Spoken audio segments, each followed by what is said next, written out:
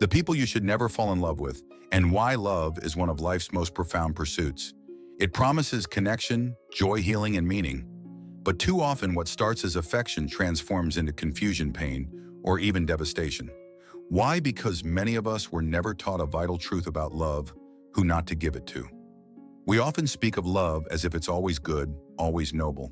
But love, when directed toward the wrong person, can become one of the most self-destructive forces in our lives. This isn't about being judgmental or negative, it's about being wise. Love is not something to offer indiscriminately. It is a gift, a responsibility, and it should be guarded with care. So who are the kinds of people you should never fall in love with, no matter how charming, attractive, or captivating they may appear? The person who lacks self-awareness. You'll find them endearing at first, open, confident, spontaneous. But over time, something subtle begins to emerge. They never admit when they're wrong. They never apologize sincerely. They can't see how their actions hurt others. They make excuses. They laugh off serious issues. When conflict arises, they turn it into your fault. Loving someone who lacks self-awareness is like trying to build a house on a foundation that keeps shifting. No matter how well you communicate or how much you compromise, you'll always feel like the unreasonable one because they can't see themselves clearly. The eternal victim. They've always been misunderstood, always hurt, always the one who's been betrayed. Their stories are heartbreaking. You want to fix them, rescue them, love them into wholeness. But over time you realize they need to remain victims. Their identity is wrapped in their suffering, and if you dare to point out their part in a conflict, they will turn on you. You become just another person who doesn't understand them. Love isn't therapy. Love can be healing, yes, but only when both people take ownership.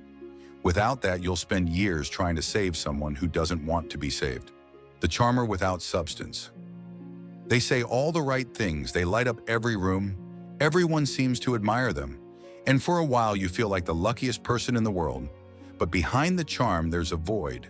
They avoid depth. When you need them emotionally, they disappear. When you're vulnerable, they change the subject or joke it away. Eventually, you realize the charm wasn't intimacy, it was performance. They don't really want to be seen, and they don't want to see you.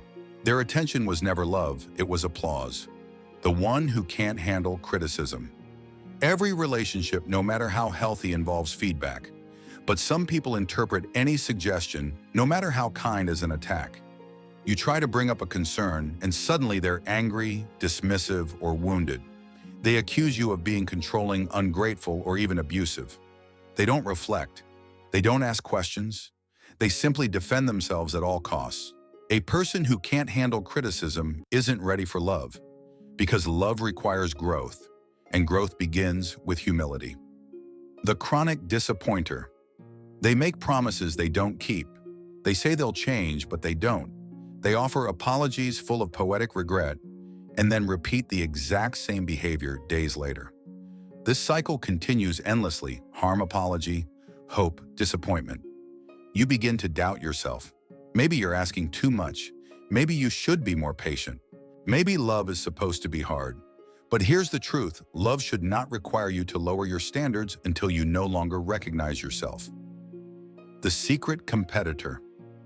At first, they seem proud of you, your ambitions, your talents, your dreams. But slowly, you begin to sense something else: resentment, subtle put-downs, lack of support, jealousy disguised as sarcasm. When you succeed, they withdraw.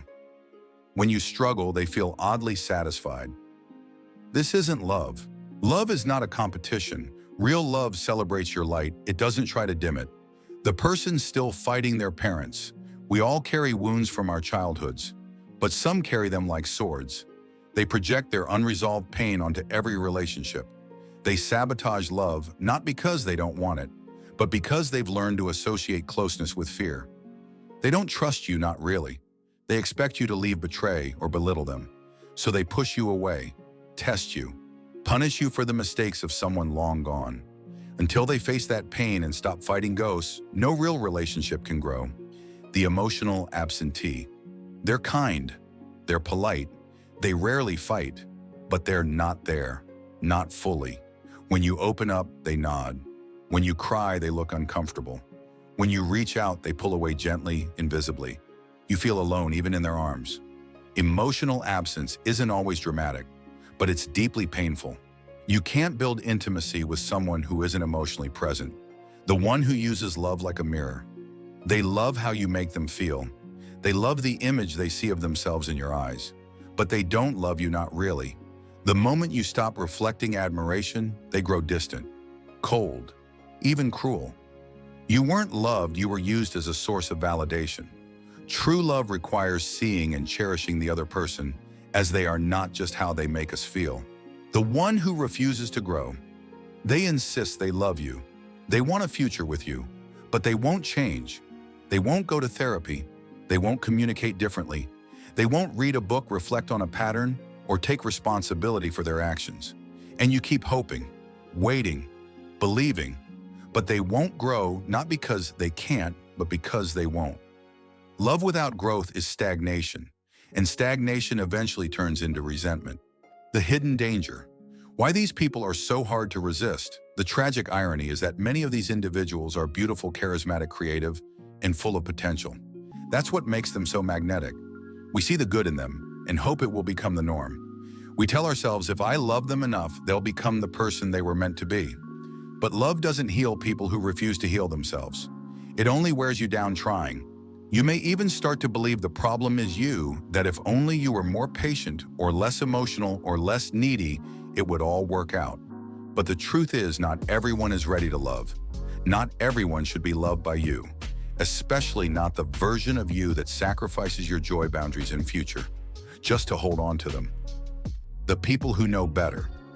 There are people who never fall into these traps, not because they're smarter or luckier, but because they learned early on what love is supposed to feel like.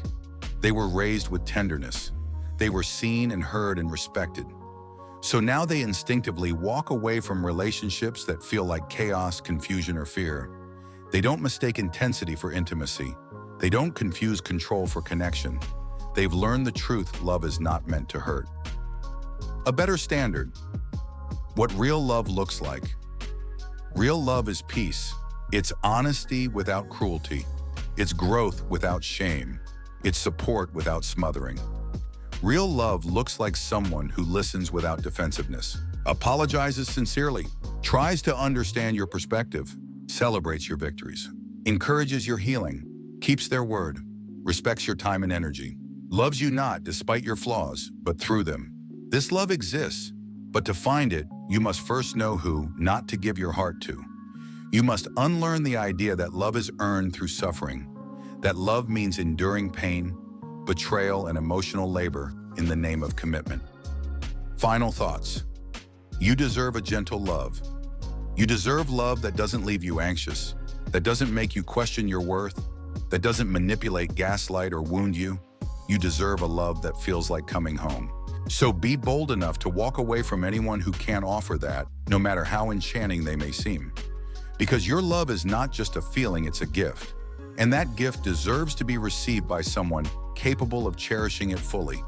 If this message resonated with you, give it a like, share it with someone who needs to hear it, and subscribe for more honest insights on love, life, and self-worth. Thank you for watching.